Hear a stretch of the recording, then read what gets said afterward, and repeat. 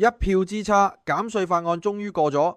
美國眾議院用咗215票對214票險勝，期間仲有議員瞓住錯過投票，真係唔講唔得。今日重點就係講下減稅法案成個進展，同埋背後美國權力移動嘅大格局。國會議員加埋總統齊齊聯動，立法上如果談判唔得，就靠行政命令補數。到底咁樣對投資環境即係咩意味？大家好，我係 Piers 皮亞斯，歡迎大家收睇今日嘅美股3分鐘。中意呢個內容記得俾 like 同 subscribe。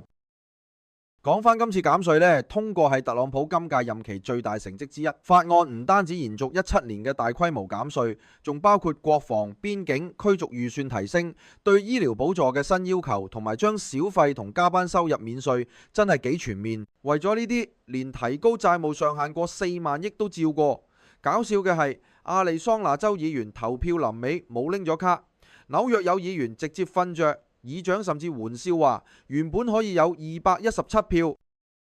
法案過咗眾議院，接力交去參議院，但而家參議院話要改幾條大條款，包括放寬醫療補助要求，重新睇減稅。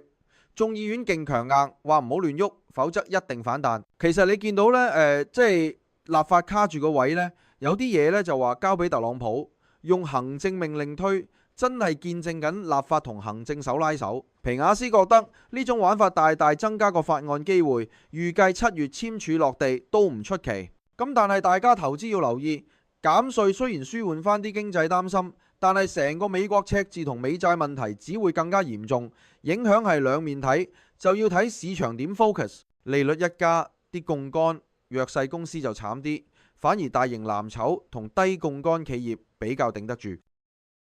講下 Google I/O 大會先，今次大會唔止係產品發布，簡直係重構整個 Google AI 策略。大會後 Google 股價短暫升咗5%，大家最關注嘅 AI 融合場景好震撼。新一代 Gemini 主打將 AI 變成生活第二大腦 ，AI 模式正式入咗搜尋頁，唔止一兩句 keyword， 成段嘢任你描述都得，幫你計劃旅行、搬屋、安排活動，連比價、付款、郵件全部打通。即使同 ChatGPT 似，但係 Google 資訊夠即時實在，用家體驗順滑易用。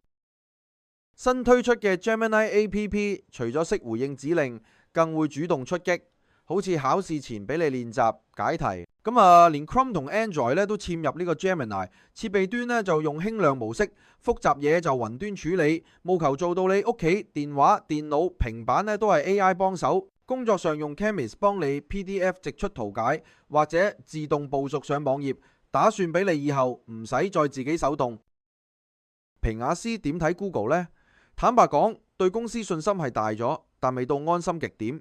今次明顯見到 Google 唔再係 AI 跟班，主動出擊，將 AI 塞落所有產品入面。不過呢啲做法隨時俾其他 AI 公司模仿，難講 Google 完全能守住地位。而家最大不確定性其實係商業模式轉變。如果搜尋加 AI 之後，商家曝光量、廣告收入點影響都係未有答案，只可以講 Google 競爭力變強咗，但係風險依然存在。唔好唔提。加密貨幣平台 Kraken 計劃將蘋果、Tesla 同 Nvidia 等美股化做區塊鏈代幣，7日24小時好似比特幣咁交易，不過只限非美國用戶。變化係方便咗國際投資者，成本低 ，settle 快。將來甚至可以同其他虛擬貨幣交換抵押。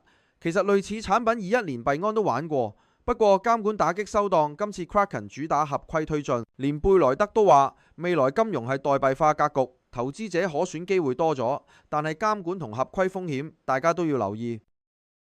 講翻經濟數據啦，美國5月 S&P PMI 由50升到52，創咗3個月新高。服務業同製造業同步回升，裡面見到新訂單加快咗，但外圍嘅需求其實下滑，尤其服務出口跌到疫情以嚟最低嘅。國內搶貨潮，庫存創18年新高。供應鏈交貨時間延長，反映嘅物流鏈越嚟越緊張，商品同服務價格咁一傳一，通脹再現回升壓力，企業仲保持觀望態度，就算數據回暖都唔敢做長遠規劃，信心未必足，大家投資都唔好過分樂觀嘅。再睇勞工市場，上個禮拜美國出領失業金22.7萬，略低過預期，整體失業人數未見大升。不過續領失業金人數上咗190萬，表示揾工確實難咗啲。再加上 AI 降本加速，有啲公司開始凍結減慢招聘，預計呢啲隱性裁員會6、7月反映出嚟，所以皮亞斯建議大家做好資產配置，留意下半年波動。多謝你同我皮亞斯一齊 update 完最新嘅投資熱點，記得訂閱同撳埋個鐘仔，聽日見面。